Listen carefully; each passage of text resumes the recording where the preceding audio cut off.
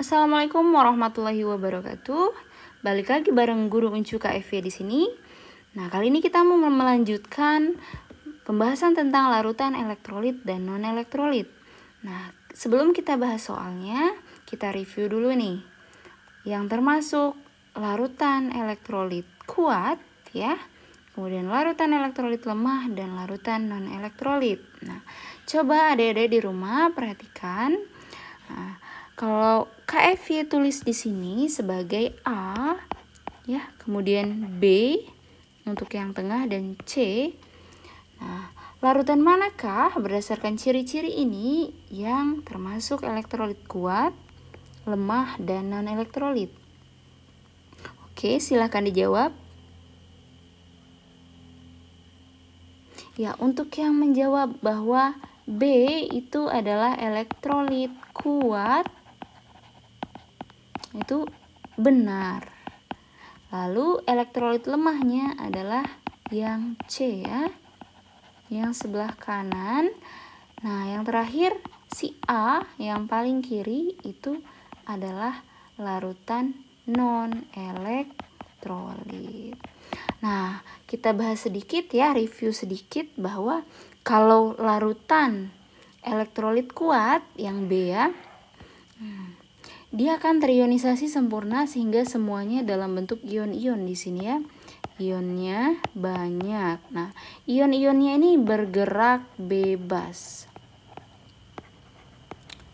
Nah, kalau bisa bergerak bebas berarti bisa mengalirkan elektron sehingga kemudian bisa menyalakan lampu dengan terang ya. Lalu ada juga banyak gelembung-gelembung gas di sekitar elektroda. Nah, kemudian yang termasuk elektrolit lemah itu yang C. Nah, kita lihat di sini bahwa hanya sebagian yang berubah jadi ion positif dan ion negatif, gitu ya. Maka ionnya lebih sedikit daripada yang B. Nah, ini masih banyak dalam bentuk molekul. Sehingga ion yang sedikit ini hanya bisa membuat lampunya menyala dengan redup, gitu ya. Nah, lalu ada sedikit gelembung-gelembung gas di sekitar elektroda. Tuh. Kemudian yang ketiga, untuk non-elektrolit nih. Kita lihat semuanya di sini dalam bentuk molekul. Tidak ada yang terionisasi, sehingga lampunya juga akan mati dan tidak ada gelembung gasnya. Oke, sudah jelas ya untuk ciri-ciri dari ketiga larutan ini. Kita lanjutkan untuk membahas soal yang pertama. Nah, ini diambil dari soal USBN ya, bukti bahwa bab ini hampir setiap tahunnya keluar 1 atau 2 soal di ujian sekolah gitu ya. Nah, langsung saja yang pertama, perhatikan gambar di bawah ini. Pasangan larutan yang bersifat elektrolit lemah dan elektrolit kuat adalah, nah kamu harus memperhatikan ya, yang ditanya itu apa. Yang ditanya adalah yang lemah dulu ya, baru kemudian yang kuat. Nah, ingat bahwa ciri-ciri yang lemah gimana? Katanya nyalanya redup atau mati. Kemudian gelembung gasnya sedikit, seperti itu ya. Nah, kalau kita lihat gelembung gasnya yang sedikit dan mati, itu yang tepat adalah yang nomor 4. Gitu ya.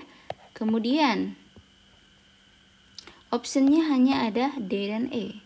Yang kuat yang mana? Gitu ya. Nah, yang kuat itu nyalanya terang dan gelembungnya banyak. Maka yang tepat itu 1 dan 2. Pasangan yang benar berarti dengan yang nomor 1. Maka jawaban yang tepat adalah yang D. Oke, sudah cukup jelas ya. Kita lanjut ke soal nomor 2.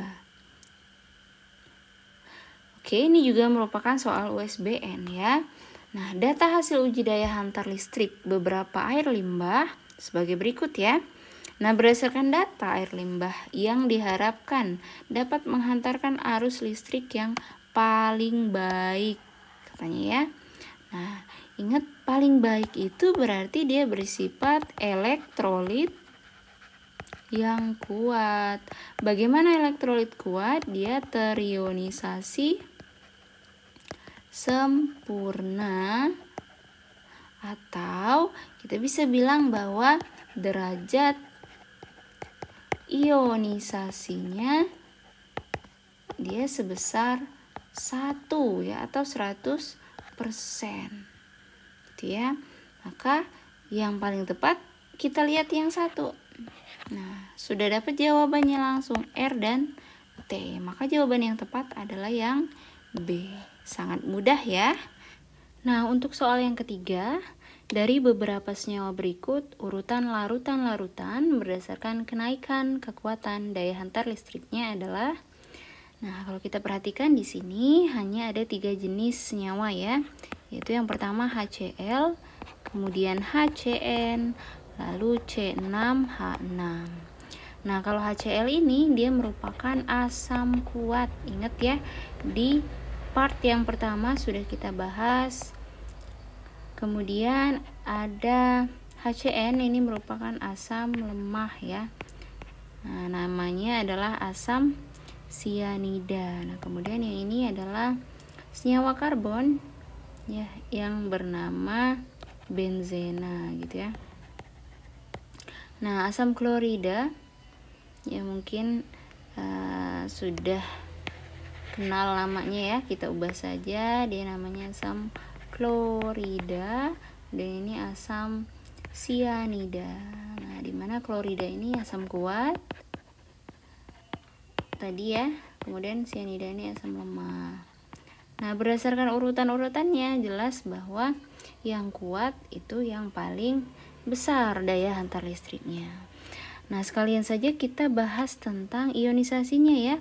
Kalau HCN itu terionisasi menjadi ion apa ya? Kita pisah saja antara H dengan Cl gitu ya.